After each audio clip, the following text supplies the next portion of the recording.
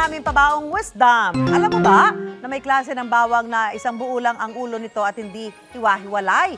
Hindi ito bunga ng mga eksperimento o genetic engineering. Ang bawang na single clove o isang buo ay tinatawag na solo garlic at kabilang sa Allium sativum species ng domestic garlic. Pinaniniwalaang una itong pinarami sa probinsya ng Yunnan sa China. Akmang-akma kasi doon ang klima sa katangian ng solo garlic. Tinanim ito ng late summer sa China, hahayang tumubo. Sa napakalamig na winter, aanihin kapag tagsibol na. Dahil sa paiba-ibang temperatura, ito raw ang nagiging dahilan kung bakit hindi nagkaroon ng smaller cloves ang solo garlic. Dapat alam mo na bukod sa benepisyo at sustansya na hatid ng solo garlic, malaking ginhawa rin daw ang dala nito sa mga nagluluto, lalo't hindi na ito mahirap balatan.